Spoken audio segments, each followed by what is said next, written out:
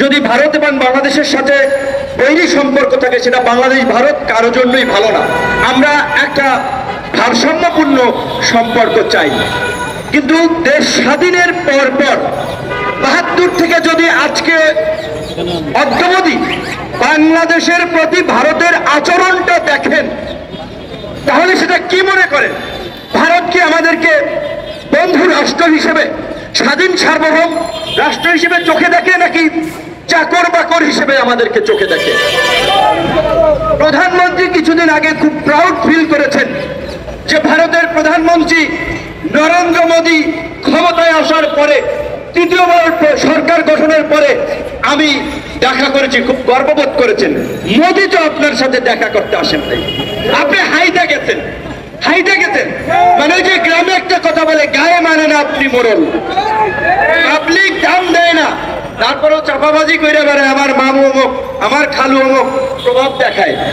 আপনি গেছেন ক্ষমতায় থাকার জন্য, তার কাছে তোয়াজ করার জন্য, তাকে খুশি করার জন্য, যে মোদী মশাই চীন আমাকে দাওয়াত দিছে, আমি চীন যাচ্ছি, দয়া করে আপনারা মাইন্ড করবেন না, কারণ আপনাদের চরণে সবসময় আমাদের, আপনার কি বলবেন, কপাল ললাট আমরা সবসময় এঁকে দেব আপনাদের পদচরণে। কারণ এই গোলামি করেই তো 4টি নির্বাচন আওয়ামী লীগ করেছেন, এবং বিনা ভোটে নির্বাচন করে ভারতের সহযোগিতায় আজকে ক্ষমতায় আছেন আর ভারতের জিকির করছেন। আজকে পরিষ্কার হয়ে যাচ্ছে দেশের মানুষের কাছে, সেই দেশ স্বাধীনের পর ৭২ সালে বঙ্গবন্ধুর শাসনামলে অভ্যন্তরীণ নৌ ট্রানজিটের স্বাক্ষর হয়েছিল, যেটি ৬৫ সালে পাক ভারত যুদ্ধের পরে বন্ধ ছিল। ভারত কলকাতা এবং এই পূর্বাঞ্চলীয় রাজ্যগুলোতে পণ্য পরিবহনের জন্য বাংলাদেশের তার নদীপথ ব্যবহার করার প্রয়োজন হচ্ছিল। ৪৭ সালে পাকিস্তান ভারত ভাগ হয়, ৬৫ সালে ভারত পাকিস্তান যুদ্ধের পরে পাকিস্তান বন্ধ করে দিয়েছিল। তখনই ভারত প্ল্যান নিয়েছিল, পরিকল্পনা নিয়েছিল, পাকিস্তানকে দুর্বল করার জন্য শক্তিশালী পাকিস্তানকে ভেঙে ফেলতে হবে। তাই তারা আমাদের মুক্তিযুদ্ধে সহযোগিতা করেছে, যেটাকে বলে উইন উইন পজিশন। এমনি এমনি ভারত সহযোগিতা করে নাই। কাজী এত কৃতজ্ঞতা চিত্তে এত দালালি চাটুকারিতা করা বোধহয় ঠিক না, এবং দুঃখজনক।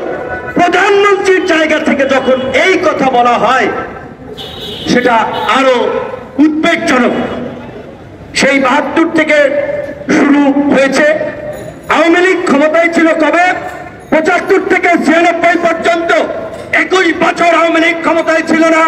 বাংলাদেশের স্বাধীনতা সার্বভৌমত্ব ছিল, যেই কারণে জিয়াউর রহমান ৭৮ সালে যখন মিয়ানমার থেকে রোহিঙ্গারা দেশে এসেছিল, রোহিঙ্গাদেরকে হুমকি দিয়ে মিয়ানমারে পাঠাতে পেরেছিল।